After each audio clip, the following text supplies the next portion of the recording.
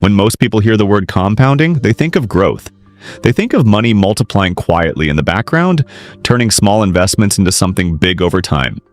And while that's true, there's another side that isn't talked about enough. Compounding can also work in reverse.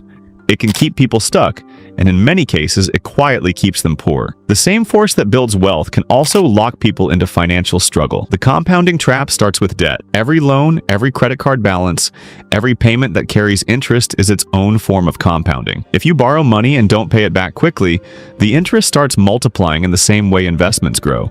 But instead of working for you, it works against you. A balance of $1,000 at 20% interest doesn't sound like much at first, but if you only pay the minimum, the debt grows, sometimes doubling or tripling over the years. That's the trap. The longer you stay in it, the harder it is to escape because compounding is no longer your friend. What makes this worse is that many people don't recognize it as compounding. They think of debt payments as just another monthly expense. They pay what they can, assume it's normal, and don't see how the interest is multiplying in the background. That's why credit card companies thrive. They understand that compounding works better for them when customers only pay the minimum. Over decades, millions of people end up transferring wealth to lenders simply because they didn't escape the compounding trap early. But debt isn't the only version of this trap. Another way compounding keeps people poor is through habits. Every repeated behavior has a compounding effect. Spending $5 here or $10 there doesn't look dangerous in the moment. But over years, the pattern compounds.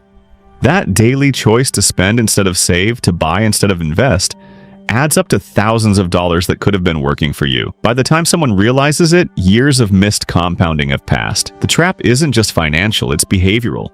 Inflation also plays its part.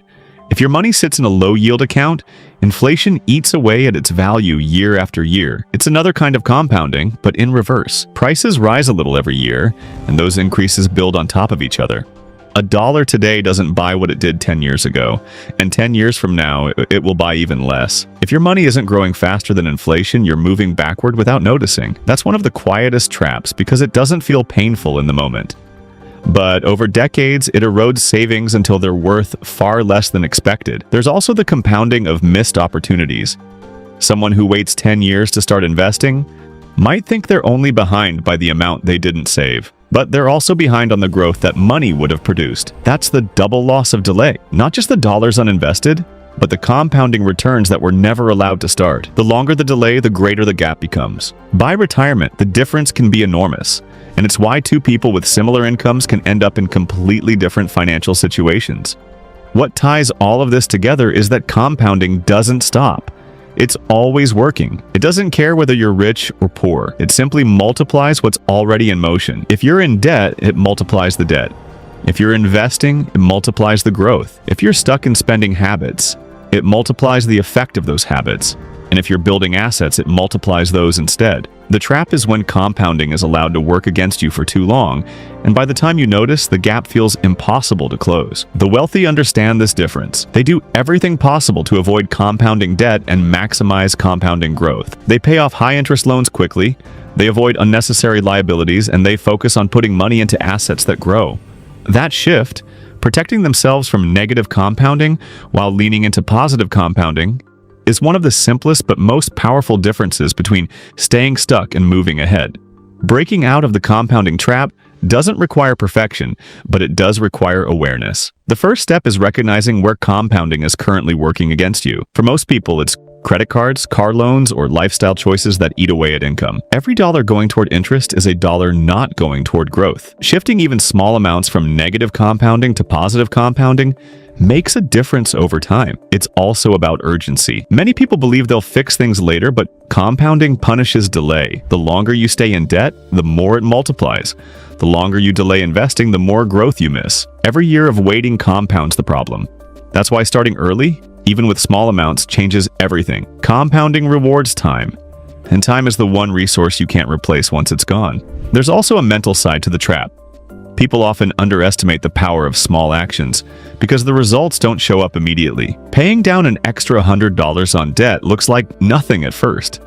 Investing $200 a month feels small compared to your future needs, but compounding doesn't reveal itself right away. The trap is that people give up too soon, thinking it isn't working. The truth is, the results are invisible in the beginning, but they accelerate later. Those who quit early never get to see the payoff. Another part of escaping the trap is reframing how you measure progress. Most middle-class households measure wealth by salary, possessions, or lifestyle upgrades, but none of those compound. What compounds are assets, skills, and habits. If you redirect focus from income to ownership, from spending to investing, and from short-term comfort to long-term growth, you shift compounding in your favor. Over time, that change creates a gap just as large as the one debt creates, only this time, it works for you instead of against you. The biggest reason people stay poor isn't that they don't earn enough.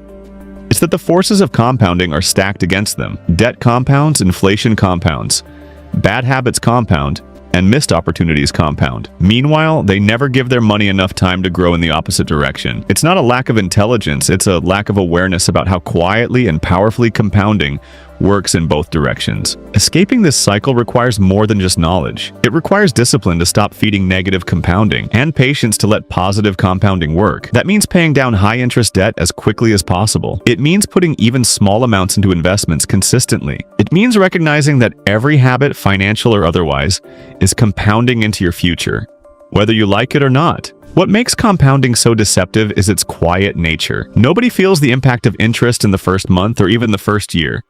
That's why so many people ignore it.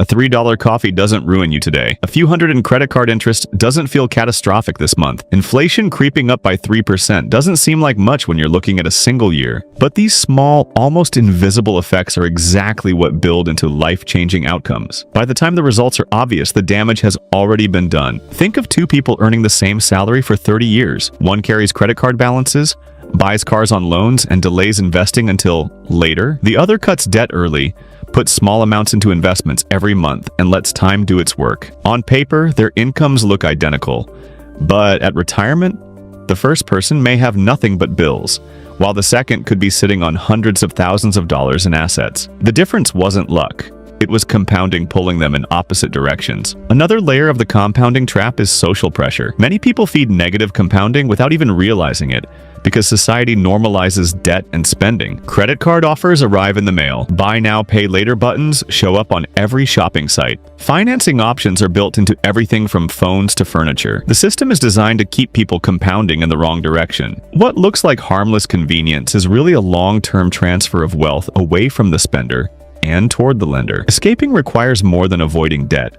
It requires building habits that compound in the right way. Learning one new skill every year compounds into expertise over a decade. Reading a few pages of a book each day compounds into hundreds of books over a lifetime. Investing a fixed amount every month compounds into financial freedom. Compounding isn't limited to money.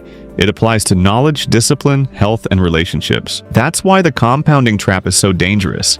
It hides in plain sight, pulling people deeper into cycles of debt, delay, and wasted opportunity. But the exact same force can be the greatest wealth-building tool available if you choose to align with it. The earlier you flip the script, turning compounding from an enemy into an ally, the sooner you move from barely keeping up to building a future that grows on its own. And that's the choice everyone has to make. Compounding never stops. The question is whether it's working for you or against you.